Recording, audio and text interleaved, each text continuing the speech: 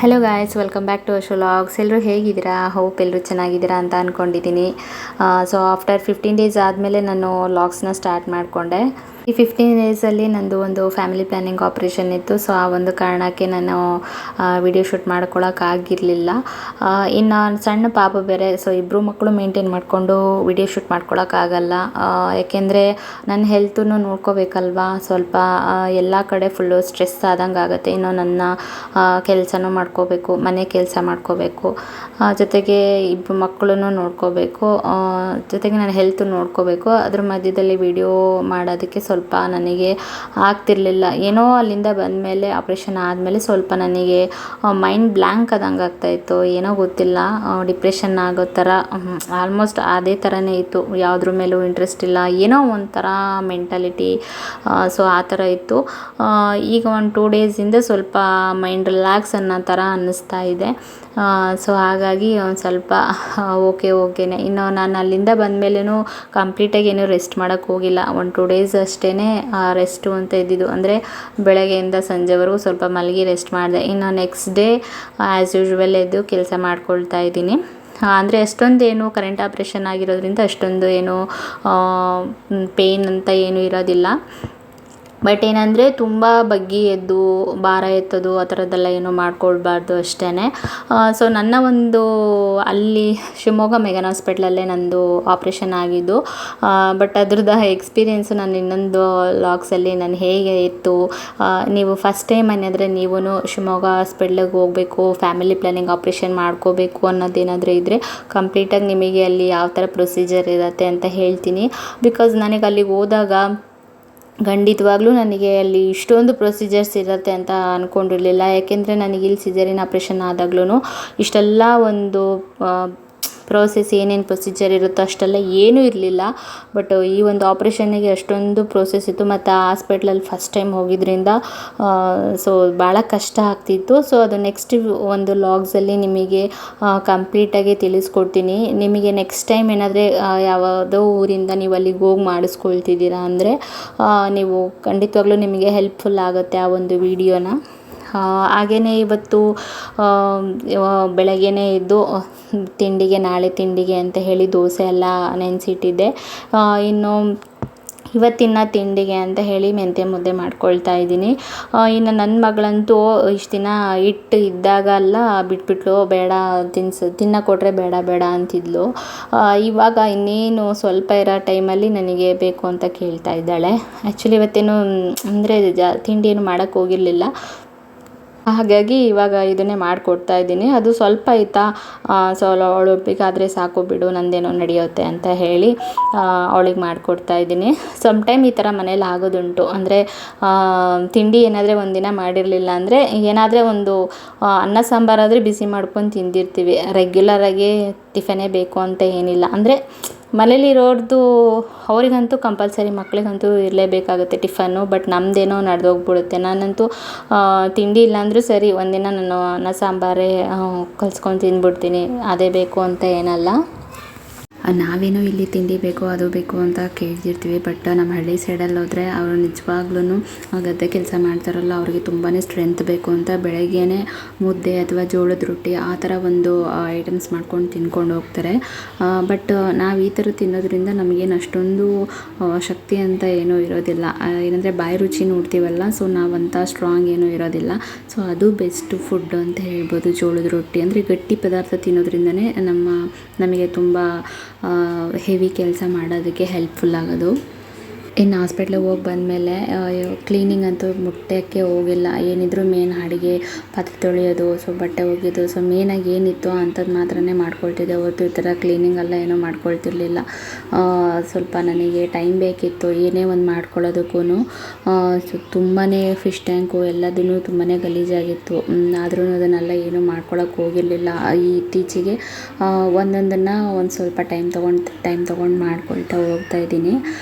ಇನ್ನು ಇದ್ರ ಮೇಲೆಲ್ಲ ಫುಲ್ಲು ಡಸ್ಟ್ ಆಡ್ದಂಗೆ ಆಗಿಬಿಟ್ಟಿತ್ತು ಫ್ರಿಜ್ ಮೇಲೆ. ಹಾಗಾಗಿ ಇದನ್ನು ಒಂದು ಸಲ ಒರೆಸ್ಕೊಂಡೆ. ಸೊ ಶೆಲ್ಫಲ್ಲೆಲ್ಲ ಆಲ್ರೆಡಿ ಧೂಳೆಲ್ಲ ಆಗಿತ್ತು. ಅದನ್ನು ಒಂದು ಸ್ವಲ್ಪ ನೆನ್ನೆನೇ ಸ್ವಲ್ಪ ಆದಷ್ಟು ಕ್ಲೀನ್ ಮಾಡ್ಕೊಂಡಿದ್ದೆ. ಬಟ್ ವೀಡಿಯೋ ಶೂಟ್ ಮಾಡ್ಕೊಳಕ್ಕಾಗಿರಲಿಲ್ಲ. ಜೊತೆಗೆ ಧೂಳಿನ ಜೊತೆಗೆ ನಮ್ಮನೇಲಿ ಇಲಿಗಳೆಲ್ಲ ಸ್ವಲ್ಪ ಓಡಾಡ್ತಿರುತ್ತಲ್ಲ, ಅದ್ರದ್ದು ಸ್ವಲ್ಪ ಗಲೀಜೆಲ್ಲ ಬಿದ್ದಿರುತ್ತೆ. ಸೊ ಅದನ್ನು ಗುಡಿಸ್ಕೊಳ್ಳೋದಕ್ಕಿಂತ ಅದನ್ನು ಒರೆಸಿ ನೀಟಾಗಿ ಮಾಡಿದ್ರೇ ಚೆನ್ನಾಗಿರುತ್ತೆ. ಅಂದರೆ ಪ್ರತಿದಿನ ಅದೇ ಒಂದು ರೊಟೇಟ್ ಆದರೆ ಕೆಲಸ ಜಾಸ್ತಿ ಅನಿಸುತ್ತೆ. ಹಂಗಾಗಿ ಇನ್ನು ಇದನ್ನೆಲ್ಲ ನೀಟಾಗಿ ಮಾಡಿ ಜೋಡಿಸ್ಕೊಂಡಿದ್ದಾಯಿತು. ಮನೆಯಾಗಿ ನಾವು ಆರ್ಟಿಫಿಷಿಯಲ್ ಫ್ಲವರ್ಸು ಮತ್ತು ಈ ಥರ ಗಿಡಗಳೆಲ್ಲ ಇಟ್ಟಿರ್ತೀವಲ್ಲ, ಅದ್ರ ಮೇಲೆಲ್ಲ ತುಂಬಾ ಡಸ್ಟ್ ಕೂತಿರುತ್ತೆ. ಒರಿಜಿನಲ್ ಇಟ್ರೇ ಯಾವಾಗಲೂ ರಿಯಲ್ಲೇ. ಅದರಲ್ಲಿ ಒಂದು ಮನಿ ಪ್ಲ್ಯಾಂಟ್ ಮಾತ್ರ ನಾನು ರಿಯಲಾಗಿ ಇಟ್ಟಿರೋದು ಅಷ್ಟೇ. ಇದು ಆರ್ಟಿಫಿಷಿಯಲ್ ಪ್ಲ್ಯಾಂಟ್ ಮೇಲಂತೂ ಸಖತ್ತು ಡಸ್ಟ್ ಇರುತ್ತೆ.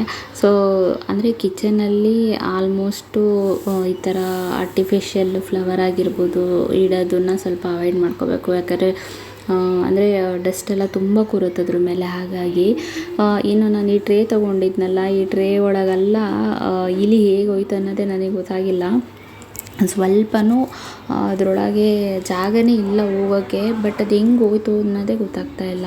ಫುಲ್ಲು ಹೋಗಿ ಒಳಗಡೆ ಗಲೀಜು ಮಾಡಿಬಿಟ್ಟಿತ್ತು. ನಾನು ಏನೂ ಇಟ್ಟಿರಲಿಲ್ಲ, ಒಂದು 3 ಟ್ರೇಲಿ ಏನೂ ಇಟ್ಟಿರಲಿಲ್ಲ. ಆದರೆ ಅದರಲ್ಲೆಲ್ಲ ಏನೇನೋ ಹುಡುಕಿದೆ. ಬಟ್ ನನಗೇನು ಅಂದರೆ ಅದು ಹೆಂಗೆ ಹೋಯ್ತು ಅನ್ನೋದು ನನಗೆ ಒಂದು ತಲೆ ಕೆಟ್ಟೋಗ್ಬಿಟ್ಟಿತ್ತು. ಸೊ ಅದನ್ನೆಲ್ಲ ತೆಗ್ದು ಒಂದು ಸಲ ನೀಟಾಗಿ ತೊಳೆದು ಒಣಗಕ್ಕಿಟ್ಟು ಮತ್ತು ಎತ್ತಿಟ್ಟೆ. ಸೊ ಇದೊಂಥರ ನಮಗೆ ಟಾರ್ಚರ್ ಅನ್ನಿಸ್ತಾ ಇದೆಯಪ್ಪ. ಎಷ್ಟು ಅದನ್ನು ಓಡ್ಸೋಕ್ಕೆ ಟ್ರೈ ಮಾಡಿದ್ರು ಹೋಗೋದೇ ಇಲ್ಲ. ಅಲ್ಲಲ್ಲಿ ಗಲೀಜು ಮಾಡಿಬಿಡುತ್ತೆ. ಒಂಥರ ಅನ್ಹೈಜೆನಿಕ್ ಅನ್ನೋ ಥರ ಫೀಲ್ ಆಗುತ್ತೆ.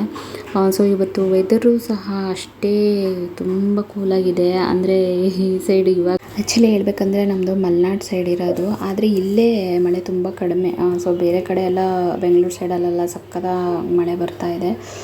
ಇಲ್ಲೊಂದು ಹಬ್ಬ ಬಂದರೆ ಒಂದು 3 ಸಲ ಬಂದಿತ್ತೇನೋ ಅಷ್ಟೇ. ಸೊ ಇವತ್ತು ಬೆಳಗ್ಗೆಯಿಂದನೇ ಮಳೆ ಹಿಡ್ಕೊಂಡಿತ್ತ, ಅಷ್ಟೇನು ಜೋರಾಗಿರಲಿಲ್ಲ. ಹಂಗಾಗಿ ಸ್ವಲ್ಪ ಕೂಲಾಗಿ ಇತ್ತು. ಏನೇ ಆಗಿರಲಿ, ಯಾವುದೇ ಒಂದಾದ್ರೂ ಅತಿ ಆದ್ರೂ ಯಾರ ಕೈಯಲ್ಲೂ ತಡ್ಕೊಳಕ್ಕಾಗಲ್ವಲ್ಲ, ಆ ಥರ ಅಷ್ಟೇ.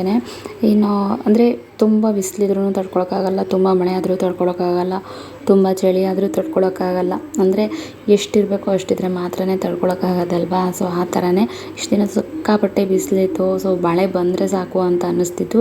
ಬಟ್ ಇವಾಗ ಮಳೆ ಬಂದರೆ ಒಂಥರ ಚಳಿ ಅನ್ನಿಸ್ತಾ ಇತ್ತು. ಹಾಗಾಗಿ ಒಂದು ಕಪ್ ಕಾಫಿ ಮಾಡ್ಕೊಂಡು ಕುಡ್ಕೊಂಡೆ. ಏನೇ ಒಂದಾದರೂ ನನಗೆ ಸಮಾಧಾನನೇ ಆಗ್ತಿರ್ಲಿಲ್ಲ. ಆ ಟ್ರೇ ಒಳಗೆಲ್ಲ ಅದು ಗಲೀಜು ಮಾಡಿತ್ತಲ್ಲ, ಅದನ್ನು ಹೋಗಿ ಹೆಂಗೆ ಬಂತು ಅಂತ ಅದೇ ತಲೆಯಲ್ಲಿ ಓಡ್ತಾ ಇತ್ತು. ಏಕೆಂದರೆ ಅಲ್ಲಿ ಪಾಪುಗೆ ಸೆರ್ಲಾಕ್ ತಿನ್ನಿಸೋದನ್ನು ಅಲ್ಲಿ ಮೇಲ್ಗಡೆ ಟ್ರೇಯಲ್ಲಿ ಇಟ್ಟಿದ್ದೆ. ನನಗೇನೆಂದರೆ ಅದರೊಳಗೆ ಏನಾದರೆ ಹೋಗಿ ಅದನ್ನೇನಾದ್ರು ತಿಂದ್ಬಿಡ್ತಾ ಅನ್ನೋದೊಂದು ಭಯ ಆಗ್ತಾಯಿತ್ತು. ಪಾಪು ತಿನ್ನಿಸೋದಲ್ವ. ಈ ಫಸ್ಟ್ ಟ್ರೇಯಲ್ಲಿ ಏನೂ ಮಾಡಿರಲಿಲ್ಲ, ಅದು ಹೋಗಿರಲಿಲ್ಲ, ಅದು ಹತ್ತಕ್ಕಾಗಿಲ್ಲ ಅನಿಸುತ್ತೆ, ಏನೋ ಗೊತ್ತಿಲ್ಲ. ಬಟ್ ಕೆಳಗೆ ಒಂದು 3 ಟ್ರೇಲೂ ಓಡಾಡಿದೆ, ಗಲೀಜು ಮಾಡಿಬಿಟ್ಟಿದೆ. ಅದರಲ್ಲಿ ಒಂದು ಟ್ರೇಯಲ್ಲಿ ಸ್ವೀಟಿಗೆ ಹಾಕೋದಕ್ಕೆ ಬನ್ನಿಟ್ಟಿದ್ವಿ, ಅದರಲ್ಲಿ ಅರ್ಧ ತಿಂದ್ಬಿಟ್ಟಿತ್ತ. ಅದನ್ನು ತೆಗ್ದೆ ಬಿಸಾಕಿದೆ. ಬಟ್ ಇದರಲ್ಲಿ ಹೆಂಗೆ ಹೋಯ್ತು ಅನ್ನೋದೇ ನನಗೆ ಫುಲ್ಲು ಅಂದರೆ ಇವಾಗ ಎಲ್ಲಾದರೆ ತೂತ ಥರ ಮಾಡಿದ್ರೂ ತೂತ ಹೋಲ್ ಮಾಡಿ ಹೋಗಿದೆ ಅಂತ ಅನ್ಕೋಬೋದು. ಹೋಲು ಮಾಡಿಲ್ಲ ಇಲ್ಲಿ, ಎಲ್ಲ ಚೆನ್ನಾಗೇ ಇದೆ. ಬಟ್ ಅದರಲ್ಲಿ ಹೆಂಗೆ ಹೋಯ್ತು ಅನ್ನೋದೇ ನನಗೆ ಗೊತ್ತಾಗಿಲ್ಲ. ಸೊ ಅದಕ್ಕೆ ಹಿಂದೆ ಮುಂದೆ ನೋಡಿಕೊಂಡು ಅದು ಕಾಫಿ ತಣ್ಣಗಾಗೋಗ್ಬಿಟ್ಟಿತ್ತು. ಅದೇ ಒಂದು ಅಂದರೆ ತಿನ್ನೋ ಐಟಮ್ಸ್ ಎಲ್ಲ ಇಟ್ಟಿರ್ತೀವಲ್ಲ, ಹಂಗಾಗಿ ಒಂದು ಸ್ವಲ್ಪ ಟೆನ್ಷನ್ ಆಯಿತು. ಇನ್ನು ಮುಂದೆ ಅದರಲ್ಲೇನು ಇಡೋದು ಬೇಡ.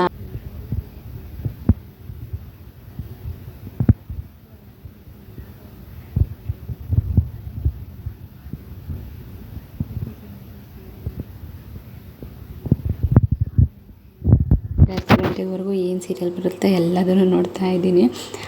ಅಂದರೆ ಮುಂಚೆ ಕೆಲಸಕ್ಕೆ ಹೋಗಬೇಕಾದ್ರೆ 4 ಗಂಟೆಗೆ ಬರೋದು, ಬೇರೆ ಏನಾದರೂ ಕೆಲಸ ಇರ್ತಿತ್ತು. ಸೊ ಪೆಂಡಿಂಗ್ ಇರೋದಲ್ವ, ಅದನ್ನು ನಾನು ಮಾಡ್ಕೊಳ್ಳೋಷ್ಟೊತ್ತಿಗೂ ನನಗೆ ಟೈಮ್ ಆಗಿಬಿಡ್ತಿತ್ತು. ಅದಾದಮೇಲೆ ಅಲ್ಲೊಂದು ಸ್ವಲ್ಪ ಮೊಬೈಲ್ ಅದು ಇದು ನೋಡಿಕೊಂಡು ರೆಸ್ಟ್ ಮಾಡ್ಕೊಳ್ತಾ ಇದ್ದೆ. ಸೊ ಆ ಟೈಮಿಗೆ ಅದು ನನಗೆ ಟೈಮು ಬ್ಯಾಲೆನ್ಸ್ ಆಗಿಬಿಡ್ತಿತ್ತು. ಬಟ್ ಇವಾಗ ಏನಂದರೆ ಎಲ್ಲ ಬೆಳಗ್ಗೆ ಟೈಮಲ್ಲಿ ಮಾಡ್ಕೊಳ್ತೀನಿ, ಇನ್ನು ಸಂಜೆ ಟೈಮಲ್ಲಿ ಏನಾದರೂ ಫ್ರೀ ಇದ್ದಾಗ ನೋಡ್ತಾ ಇರ್ತೀನಲ್ಲ. ಸೊ ಅದನ್ನು 1-2 ಸಲ ನೋಡಿದ್ರೆ ಸಾಕು, ಹಂಗೆ ಅಡಿಕ್ಟ್ ಆದಂಗೆ ಆಗಿಬಿಡುತ್ತೆ. ಸೊ ಇವಾಗ ಸಂಜೆ ನೋಡೋಕ್ಕಾಗಿಲ್ಲ ಅಂದರೆ ಸೊ ಬೆಳಗ್ಗೆ ಟೈಮಲ್ಲಿ ಹಾಕಿರ್ತಾರಲ್ಲ, ಅದನ್ನು ಕವರ್ ಮಾಡ್ಕೊಳ್ತೀನಿ. ಏನೋ ಒಂದು ಕ್ಯೂರಿಯಾಸಿಟಿ, ಅಯ್ಯೋ ಇವತ್ತೇನಾಯಿತು, ನಾಳೆ ಏನಾಯಿತು ಅನ್ನೋ ಥರ. ಬಟ್ ಅದನ್ನೇನೋ ಒಂದು ನಾರ್ಮಲಾಗಿ ಇವಾಗ ಏನಾದರೆ ಒಂದು ಇದಿರುತ್ತಲ್ಲ, ಕ್ಯೂರಿಯಾಸಿಟಿ ಇರುತ್ತಲ್ಲ, ಏನಾಯಿತು ಅನ್ನೋ ಥರ, ಆ ಥರನೇ ಅಷ್ಟೇ. ಬಟ್ ಅದು ಬಿಟ್ಬಿಟ್ರೆ ಕಂಪ್ಲೀಟಾಗಿ ಬಿಟ್ಬಿಡ್ತೀವಿ. ಆ ಥರ. ಇನ್ನು ನನ್ನ ಮಗಳು ಹಿಪ್ಪಿ ನೂಡಲ್ಸ್ ಕೇಳಿದ್ಲಲ್ಲ, ಹಾಗಾಗಿ ಅವಳಿಗೆ ನೂಡಲ್ಸ್ ಮಾಡಿಕೊಡ್ತಾ ಇದ್ದೀನಿ.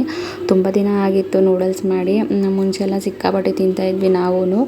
ಸಡನ್ನಾಗಿ ಒಂದಿನ ಹ್ಯಾಡ್ ಬಂದಿತ್ತು, ಈ ಥರ ನೂಡಲ್ಸು ಅದು ಇದು ಹಿಂಗೆ ಮಾಡ್ತಾರೆ ಹಂಗೆ ಮಾಡ್ತಾರೆ ಬ್ಯಾನ್ ಮಾಡಿದ್ದಾರೆ ಅಂತ ಎಲ್ಲ ಮ್ಯಾಗಿನ. ಸೊ ಅದಾದಮೇಲೆ ಕಂಪ್ಲೀಟಾಗಿ ಅವಾಯ್ಡ್ ಮಾಡೋಕ್ಕೆ ಸ್ಟಾರ್ಟ್ ಮಾಡಿಬಿಟ್ವಿ. ಡೈಲಿ ಅಂತೂ ಮಾಡ್ಕೊಂಡು ತಿಂತಾಯಿದ್ವಿ ಅಷ್ಟೇ. ಇನ್ನು ಇವಾಗಂತೂ ಫಸ್ಟ್ ಟೈಮ್ ಅಷ್ಟೇ ಮಾಡ್ತಾ ಇರೋದು. ಅವಳು ಯಾವಾಗಲೂ ಕೇಳೋದಿಲ್ಲ ನಮ್ಮ ಪಾಪುನು. ಏನಾದರೆ ಅವಳು ಏನಾದರೂ ಟಿ ವಿಯಲ್ಲಿ ನೋಡ್ತಾಳಲ್ಲ, ಅವಾಗ ಆಸೆ ಆಗುತ್ತಲ್ಲ ಒನ್ಸ್ ಕೇಳ್ತಾಳೆ ಅಷ್ಟೇ, ಮಾಡಿಕೊಟ್ಬಿಟ್ಟೆ. ಏನೋ ಮಾಡ್ತಿದ್ದಂಗೆ ನಾನು ಸ್ವಲ್ಪ ಬಟ್ಟೆ ಐರನ್ ಮಾಡಬೇಕಿತ್ತು, ಮಾಡ್ತಾಯಿದ್ದೀನಿ. ಅಂದರೆ ನಮ್ಮ ಮನೆಯವ್ರದ್ದು ಮಾತ್ರ ಮಾಡೋದು ನಾನು.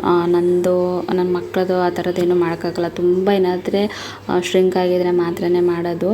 ಆ್ಯಕ್ಚುಲಿ ಹೇಳ್ಬೇಕಂದ್ರೆ ನನಗೆ ಐರನ್ ಮಾಡೋಕ್ಕೆ ಬರ್ತಿರಲಿಲ್ಲ. ಸೊ ಹಂಗೆ ಮಾಡ್ತಾ ಕಲ್ತ್ಕೊಬಿಟ್ಟೆ. ಸ್ಟಾರ್ಟಿಂಗ್ಗೆ ಐರನ್ ಮಾಡಬೇಕಾದ್ರೆ ಹೆದರಿಕೆ ಆಗ್ತಾಯಿತ್ತು. ಅಂದರೆ ಈಗ ಸ್ವಲ್ಪ ಬಿಸಿ ಆಗ್ತಿದ್ದಂಗೆ ಆಫ್ ಮಾಡೋದು, ಮತ್ತೆ ಆನ್ ಮಾಡೋದು, ಆಫ್ ಮಾಡೋದು, ಆನ್ ಮಾಡೋದು, ಆಫ್ ಮಾಡೋದು, ಆನ್ ಮಾಡೋದು ಮಾಡಿ ನಾನು ಐರನ್ ಮಾಡ್ತಾಯಿದ್ದೆ. ಭಯ, ಎಲ್ಲಿ ಏನಾದರೂ ಹಾಳಾಗ್ಬಿಡುತ್ತೋ, ಬಟ್ಟೆ ಸುಟ್ಟೋಗ್ಬಿಡುತ್ತೋ ಅನ್ನೋ ಥರ ಭಯ ಆಗ್ತಾಯಿತ್ತು. ಮತ್ತು ಅದನ್ನು ಅದರದ್ದೇ ಒಂದು, ಈಗ ಬಟ್ಟೆ ಒಂದು ಐರನ್ ಮಾಡ್ತೀವಿ ಅಂದರೆ ಅದರದ್ದೇ ಒಂದು ಪ್ರೊಸೀಜರ್ ಇರುತ್ತೆ. ಅಂದರೆ ಯಾವ ಥರ ಫೋಲ್ಡ್ ಮಾಡಿ ಹೆಂಗೆ ಮಾಡಬೇಕು ಅಂತ ಹೇಳಿ. ಸೊ ಅದು ಹೋಗ್ತಾ ಅದು ನನಗೆ ಬಂದ್ಬಿಡ್ತು. ಮುಂಚೆ ಹೆಂಗೆ ಬೇಕೋ ಹಂಗೆ ಮಾಡ್ತಾಯಿದ್ದೆ. ಸೊ ಅಂದರೆ ಪ್ರಾಕ್ಟೀಸ್ ಮೇಕ್ ಪರ್ಫೆಕ್ಟ್ ಅಂತಾರಲ್ಲ, ಆ ಥರ ಪ್ರಾಕ್ಟೀಸ್ ಆಗ್ತಾ ಸರಿಯಾಗಿ ಬರೋಕ್ಕೆ ಸ್ಟಾರ್ಟ್ ಆಯಿತು. ಬಟ್ ದೊಡ್ಡ ಸ್ಯಾರಿಗಳೆಲ್ಲ ನಾನು ಮಾಡ್ಕೊಳ್ಳಲ್ಲ. ಈ ಥರ ಶರ್ಟು ಮತ್ತು ನನ್ನ ಬಟ್ಟೆ, ಅಂದರೆ ನನ್ನ ಬಟ್ಟೆನೂ ಜಾಸ್ತಿ ಏನು ಮಾಡ್ಕೊಳಕ್ಕೆ ಹೋಗಲ್ಲ. ಅಂದರೆ ಕಾಟನ್ ಅಂಥದ್ದು ಮಾತ್ರ ಮಾಡ್ಕೊಳ್ತೀನಿ, ತುಂಬ ಶ್ರಿಂಕ್ ಆಗಿದ್ದರೆ ಮಾತ್ರ.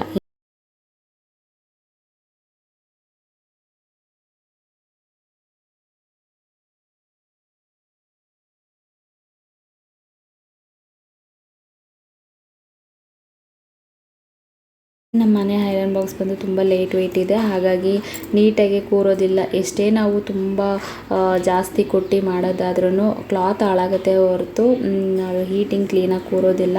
ಇನ್ನು ನಮಗೆ ಶಾಪಲ್ಲಿ ಆಗೋ ಥರ, ಅಂದರೆ ಅಂಗಡಿಗಳಲ್ಲಿ, ಇಸ್ತ್ರಿ ಅಂಗಡಿಗಳಲ್ಲಿ ಆಗೋ ಥರ ಬೇಕು ಅನ್ನೋದಾದರೆ ನಮ್ಮ ಹತ್ರ ಇದ್ದಿಲಿಂದು ಪೆಟ್ಟಿಗೆನೇ ಇರಬೇಕು, ಕಬ್ಬಿಣದ್ದು ಇರಬೇಕು. ಈಗಲೂ ಸಹ ಕರೆಂಟಿಂದು ಕೆಲವೊಬ್ಬರು ಮಾಡ್ತಾರೆ, ಇದ್ದಿಲಿಂದೂ ತುಂಬ, ಇದ್ದಲೇ ಬೆಟರು, ಅದು ತುಂಬ ಚೆನ್ನಾಗಿ ಬರೋದು. ತುಂಬ ಭಾರ ಇರುತ್ತೆ, ಅದನ್ನು ಎತ್ತಕ್ಕೂ ಆಗೋದಿಲ್ಲ. ಸೊ ಅಂಥದ್ದಿದ್ರೆ ಮಾತ್ರ ಹೆವಿಯಾಗಿ ಕೂರೋದು. ಇದೆಲ್ಲ ನಮಗೆ ಜಸ್ಟ್ ಹಿಂಗೆ ಮನೇಲಿ ಹತ್ರ ಹಿಂಗೆ ಹೋಗಿ ಹಿಂಗೆ ಬರೋದಕ್ಕೆ ಅನ್ನೋದಾದರೆ ನಾವು ಮಾಡ್ಕೋಬೋದು. ಇದರಲ್ಲೇ ನಮಗೆ ಇನ್ನು ಹೆವಿಯಾಗಿರೋದೆಲ್ಲ ಸಿಗುತ್ತಲ್ಲ, ಅದೇ ಬೆಟರು. ಬಟ್ ಇದು ತುಂಬ ಲೈಟ್ ವೆಯ್ಟು. ಆ್ಯಕ್ಚುಲಿ ನಾನಿದು ನಾನು ಬ್ಲೌಸ್ ಹೊಲಿತಿದ್ನಲ್ಲ, ಸೊ ಅದಕ್ಕೆ ಕ್ಯಾನ್ವಾಸ್ ಪೇಪರೆಲ್ಲ ಕೊಡಬೇಕಾದ್ರೆ ಬೇಕಿತ್ತು ಅಂತ ಹೇಳಿ ಎಮರ್ಜೆನ್ಸಿಗೆ ಅಂತ ತೊಗೊಂಡಿದ್ದೆ ಅಷ್ಟೇ. ಇಂಟೆನ್ಷನಲ್ಲಿ ಏನು ಬಟ್ಟೆ ಎಲ್ಲದಕ್ಕೂ ಸೇರಿ ಆಗುತ್ತೆ ಅಂತ ತೊಗೊಂಡಿಲ್ಲ. ಸೊ ಕ್ಯಾನ್ವಾಸ್ ಅಟ್ಯಾಚಿಗೋಸ್ಕರ ಬೇಕು ಅನ್ನೋದಕ್ಕೋಸ್ಕರ ತೊಗೊಂಡಿದ್ದು ಅಷ್ಟೇ. ಸೊ ಇನ್ನೂ ಇದು ಹಾಗೆ ಬಾಳಿಕೆ ಬಂತಲ್ಲ, ಅಂದರೆ ಯಾರು ನಮ್ಮ ಮನೇಲಿ ಬಿಟ್ಟರೆ ಅಷ್ಟೊಂದು, ಇನ್ನು ನನ್ನ ಮಗಳು ಯೂನಿಫಾರ್ಮು ಅದು ಬಿಟ್ಟರೆ ಜಾಸ್ತಿ ಏನು ಐರನ್ ಕ್ಲಾತ್ ಏನು ಹಾಕೋದಿಲ್ಲ. ಹಾಗಾಗಿ ಅಷ್ಟೇನು ಅಂಥ ನೀಡೇನು ಇರಲ್ಲ ಅಂತ ಹೇಳಿ ಸುಮ್ಮನಾದೆ. ಇನ್ನು ಏನಾದರೆ ಸಪೋಸ್ ಏನಾದರೆ ಹಾಳಾಯಿತು ಅಂದರೆ ಸ್ವಲ್ಪ ಹೆವಿಯಾಗಿರೋ ಅಂಥ ತೊಗೊಂಡ್ರೆ ಬೆಟರು, ನೆಕ್ಸ್ಟ್ ಟೈಮ್ ತೊಗೊಂಡ್ರೆ ಅಷ್ಟೇ. ಇನ್ನು ಒಂದು 3 ಶರ್ಟ್ ಇದ್ವು, ಸೊ ಅದನ್ನೆಲ್ಲ ನೀಟಾಗೆ ಐರನ್ ಮಾಡಿ ಇಟ್ಬಿಟ್ಟೆ. ಹೇಗೋ ನಮ್ಮ ಪಾಪು ಮಲಗಿದ್ಲಲ್ಲ, ಈಗ ನಮ್ಮ ಪಾಪು ಎದ್ಬಿಟ್ರೆ ನನಗೆ ಬಿಡಲ್ಲ. ನಮ್ಮ ಪಾಪು ಒಂದು 20 ನಿಮಿಷ ಮಲ್ಕೊತಾಳೆ, ಮತ್ತೆ ಎದ್ದೇಳ್ತಾಳೆ, ಆಟ ಆಡ್ಬಿಟ್ಟು ಮತ್ತೊಂದು 20 ನಿಮಿಷ ಮಲ್ಕೊಳ್ಳೋದು. ಸೊ ಆ ಥರ ನಮ್ಮ ಪಾಪುದು. ಹಾಗಾಗಿ ಒಂದು 3 ಶರ್ಟ್ ಐರನ್ ಮಾಡಿ ಇಟ್ಬಿಟ್ಟೆ.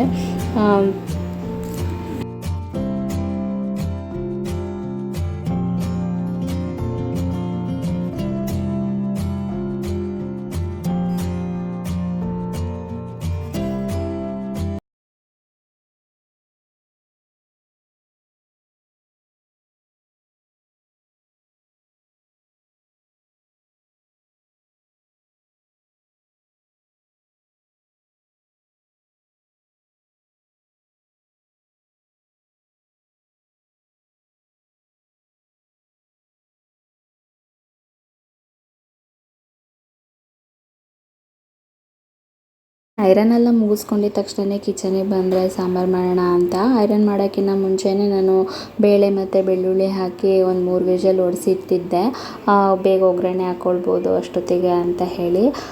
ಇನ್ನು ಅದು ಮುಗಿತಿದ್ದಂಗೆ ಬಂದಿಲ್ಲ ಒಗ್ಗರಣೆ ಹಾಕ್ಕೊಳ್ತಿದ್ದೀನಿ. ಸ್ವಲ್ಪ ಈರುಳ್ಳಿ ಟೊಮೊಟೊ ಅಂದರೆ ಎಲ್ಲ ಹಾಕಿ ಹೆಚ್ಚಿಟ್ಕೊಂಡು ಒಗ್ಗರಣೆ ಮಾಡ್ಕೊಳ್ತೀನಿ.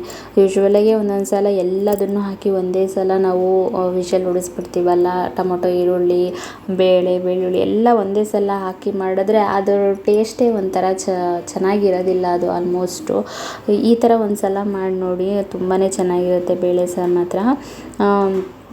ಅದನ್ನು ಮಾಡಿ ಇದಕ್ಕೂ ತುಂಬಾ ಡಿಫ್ರೆನ್ಸ್ ಇದೆ. ಈಗ ಅದಕ್ಕೆ ನಾನು ಫಸ್ಟೇ ಬೇಳೆನ ಕೂಗಿಸಿಟ್ಬಿಟ್ಟು ಅದು ಬೆಂದಾದ್ಮೇಲೆ ಈ ಥರ ಸಪ್ರೇಟ್ ಒಗ್ಗರಣೆ ಮಾಡಿ ಬೆಂದಿರೋ ಬೇಳೆ ತೆಗೆದು ಅದಕ್ಕೆ ಹಾಕ್ಬಿಡ್ತೀನಿ. ಸಾಂಬಾರು ಪೌಡ್ರ್ ಯೂಸ್ ಮಾಡೋದು. ಇನ್ ಕೇಸ್ ನಾವು ದಾಲ್ ಏನಾರೇ ಮಾಡ್ಕೊಳ್ತೀವಾದರೂ ಹೀಗೆ ಮಾಡಿಕೊಂಡ್ರೂ ತುಂಬಾ ಚೆನ್ನಾಗಿರುತ್ತೆ. ಎಲ್ಲ ಒಟ್ಟಿಗೆ ಹಾಕಿ ಮಾಡೋದ್ರಿಂದ ಅದ್ರ ಟೇಸ್ಟೇ ಹೋಗ್ಬಿಡುತ್ತೆ. ಇನ್ನು ಒಗ್ಗರಣೆಗೆ ಆ್ಯಸ್ ಯೂಶ್ವಲ್ ಹೇಗೆ ಮಾಡ್ತೀವೋ ಹಾಗೆ ಮಾಡಿ ಒಂದು ಸಲ ಚೆನ್ನಾಗಿ ಎಲ್ಲ ಸ್ಮ್ಯಾಶ್ ಆಗ್ತಿದ್ದಂಗೆ ಈರುಳ್ಳಿ ಟೊಮೊಟೊ ಅದನ್ನೆಲ್ಲ ಸ್ಮ್ಯಾಶ್ ಆಗ್ತಿದ್ದಂಗೆ ಏನು ಬೇಯಿಸ್ಕೊಂಡಿರ್ತೀವಲ್ಲ ಆ ಬೇಳೆಲೆಲ್ಲ ಹಾಕಿ ಮಾಡ್ಕೊಳ್ತೀನಿ. ಆ್ಯಕ್ಚುಲಿ ಮೀನು ತಂದಿದ್ರಲ್ಲ, ಹಾಗಾಗಿ ಇದು ಬೇಳೆ ಸಾರಿಗೆ ಚೆನ್ನಾಗಿರುತ್ತೆ. ಅಂದರೆ ಮಸಾಲೆ ಸಾರು ಮಾಡಿಬಿಟ್ಟು ಅದ್ರ ಮೀನಿಗೆ ಚೆನ್ನಾಗಿರಲ್ಲ.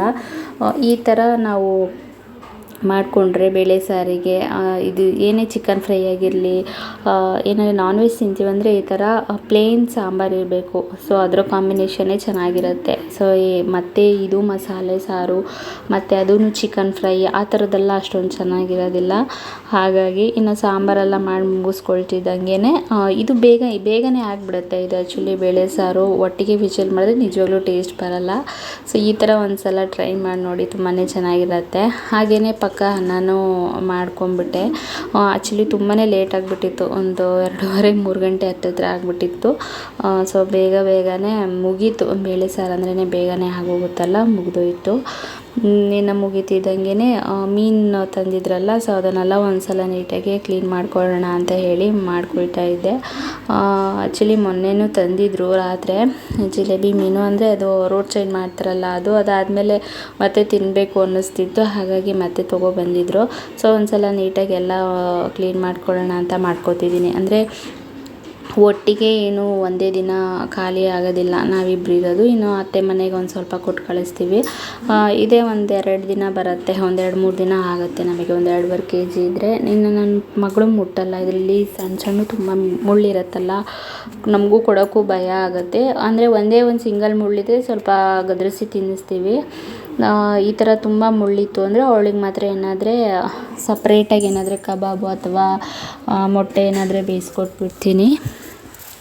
ಈ ಥರ ತಿನ್ನಿಸಲ್ಲ. ಇನ್ನು ನಾನು ಮಸಾಲೆನ ಮನೇಲೇ ರೆಡಿ ಮಾಡ್ಕೊಳ್ತಾ ಇದ್ದೀನಿ. ಅದಕ್ಕೆ ಹಚ್ಚದ ಪೌಡರು ತುಂಬ ಟೇಸ್ಟಿಯಾಗಿ ಚೆನ್ನಾಗಿರುತ್ತೆ. ಒಂದು ಸಲ ಟ್ರೈ ಮಾಡಿ. ಅಚ್ಚ ಖಾರದ ಪುಡಿ, ಧನಿಯಾ ಪುಡಿ ಮತ್ತು ಅರಿಶಿಣ, ಮೆಣಸಿನ ಪುಡಿ, ಜೀರಿಗೆ ಪುಡಿ ಮತ್ತು ಕಾರ್ನ್ಫ್ಲವರ್ ಒಂದು 2 ಟೇಬಲ್ ಸ್ಪೂನು ಮತ್ತು ಗರಂ ಮಸಾಲ, ಜೀರಿಗೆ ಪುಡಿ. ಸೊ ಇದನ್ನೆಲ್ಲ ಹಾಕಿಬಿಟ್ಟು ಒಂದು ಸ್ವಲ್ಪ ಕಸೂರಿ ಮೆಥಿನೂ ಸೇರಿಸಿದ್ರೆ ತುಂಬಾ ಚೆನ್ನಾಗಿರುತ್ತೆ. ಫೈನಲಾಗಿ ಒಂದು ಸ್ವಲ್ಪ ಸಾಲ್ಟ್ ಹಾಕಿಬಿಟ್ಟು ಚೆನ್ನಾಗಿ ಮಿಕ್ಸ್ ಮಾಡಿಕೊಂಡ್ರೆ, ನಿಮಗೆ ತುಂಬ ಕ್ರಿಸ್ಪಿಯಾಗಿ ಬರಬೇಕಾದ್ರೆ ಒಂದೇ 1 ಸ್ಪೂನ್ ಆಗೋಷ್ಟು ಅಕ್ಕಿ ಹಿಟ್ಟನ್ನು ಹಾಕ್ಕೊಂಡ್ರೆ ಇನ್ನೂ ಚೆನ್ನಾಗಿ ಬರುತ್ತೆ. ಸೊ ಈ ಥರ ಫುಲ್ಲು ಮಿಕ್ಸ್ ಮಾಡಿಕೊಂಡು ಇದ್ದಾದಮೇಲೆ ನಿಮಗೆ ನಿಂಬೆಹಣ್ಣು ಬೇಕಾದರೆ ನಿಂಬೆಹಣ್ಣನ್ನು ಸೇರಿಸ್ಕೋಬೋದು ಹುಳಿಗೆ, ಅಥವಾ ವಿನಿಗರ್ ಇದ್ದರೆ ವಿನಿಗರು ಸೇರಿಸ್ಕೋಬೋದು. ನಾನಿಲ್ಲಿ ನಿಂಬೆಹಣ್ಣು ಸೇರಿಸ್ಕೊತಾ ಇಲ್ಲ. ಹುಣಸೆಹಣ್ಣನ್ನು ಈ ಥರ ಕಿವುಚ್ಬಿಟ್ಟು ಹುಣಸೆಹಣ್ಣಿನ ರಸ ಹಾಕ್ಕೊಳ್ತಿದ್ದೀನಿ. ಇದಕ್ಕೆ ಮೀನಿಗೆ ಮೇಯ್ನಾಗಿ ಬೇಕಾಗಿರೋದೇ ಹುಣಸೆಹಣ್ಣಿನ ರಸ. ಸೊ ಅದೇ ಅದರದ್ದು ಟೇಸ್ಟ್ ಕೊಡೋದು. ಹಾಗಾಗಿ ಹುಣಸೆಹಣ್ಣಿನ ರಸನೇ ಹಿಂಡ್ಕೊಳ್ತಾ ಇದ್ದೀನಿ. ಸೊ ನಾನು ಮುಂಚೆ ಎಲ್ಲ ತೊಗೊಬಂದು ಅಂಗಡಿಯಲ್ಲಿ ಹಾಕ್ತಿದ್ದೆ, ನನಗೆ ಅಷ್ಟೇನು ಇಷ್ಟ ಆಗ್ತಿರಲಿಲ್ಲ. ಹಾಗಾಗಿ ಈ ಥರನೇ ಪ್ರಿಪೇರ್ ಮಾಡ್ಕೊಳ್ತಿದ್ದೀನಿ. ಸೊ ಈ ಪೌಡ್ರ್ ಜೊತೆ ಲಾಸ್ಟಾಗಿ ಒಂದು ಬಿಟ್ಬಿಟ್ಟಿದ್ದೆ, ಮೇಯ್ನಾಗಿ ಶುಂಠಿ ಬೆಳ್ಳುಳ್ಳಿ ಪೇಸ್ಟು. ಸೊ ಅದನ್ನು ಸೇರಿಸ್ಕೊಬೇಕು. ನಿಮಗೆ ಒಂಚೂರು ಮೊಸರು ಬೇಕು ಅನ್ನೋದಾದರೆ 1 ಸ್ಪೂನ್ ಅಷ್ಟು ಮೊಸರು ಹಾಕ್ಕೊಂಡ್ರೆ ಇನ್ನೂ ಸ್ವಲ್ಪ ಚೆನ್ನಾಗಿ ಬರುತ್ತೆ. ಮೊಟ್ಟೆ ಬೇಕು ಅನ್ನೋರು ಮೊಟ್ಟೆನೂ ಹಾಕೋಬೋದು. ಸೊ ನಾನು ಅದನ್ನು ಎರಡನ್ನೂ ಸ್ಕಿಪ್ ಮಾಡಿದ್ದೀನಿ, ಇಷ್ಟನ್ನು ಹಾಕ್ಕೊಂಡಿದ್ದೀನಿ.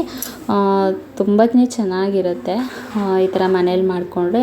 ಕಬಾಬಿಗೂ ಬೇಕಂದ್ರೂ ಇದೇ ಥರನೇ ಹಾಕ್ಕೊಂಡ್ರೂ ಇನ್ನೂ ಚೆನ್ನಾಗಿರುತ್ತೆ. ಸೊ ಈ ಥರ ಫೈನಲಾಗಿ ಪ್ರಿಪೇರ್ ಮಾಡಿ ಇದೇ ಒಂದು ಬಾಕ್ಸಿಗೆ ಹಾಕಿ ಅಂದರೆ ನಮಗೆ ಬೇಕಾದಾಗ ನಾವು ತೊಗೊಂಡು ಫ್ರೈ ಮಾಡ್ಕೋಬೋದು. ಉಳಿದಿರೋ ಈ ತಲೆ ಒಂದು 3 ಇತ್ತು.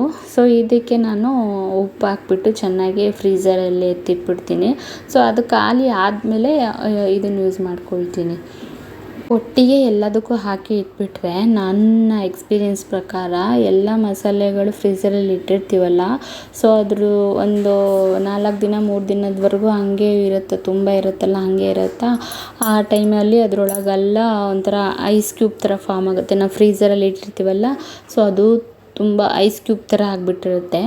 ಆವಾಗ ಅದ್ರದ್ದು ನೀರಿನ ಅಂಶ ಎಲ್ಲ ಆ ಮೀನೊಳಗೆ ಬಿದ್ದಿರುತ್ತಲ್ಲ, ಹಾಗಾಗಿ ಅದ್ರದ್ದು ಟೇಸ್ಟು ಒಂಥರ ಚೇಂಜ್ ಆಗಿಬಿಡತ್ತೆ.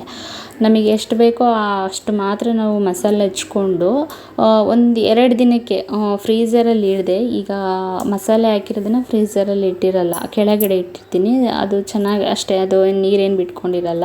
ಫ್ರೀಝರಲ್ಲಿ ಇಡಬೇಕು ಅನ್ನೋದಾದರೆ ವಿತೌಟ್ ಮಸಾಲೆ ಏನು ಹಾಕಿದ್ದೀನೋ ಅದನ್ನು ಮಾತ್ರ ಇಟ್ಕೊಂಡ್ರೆ ಚೆನ್ನಾಗಿರುತ್ತೆ.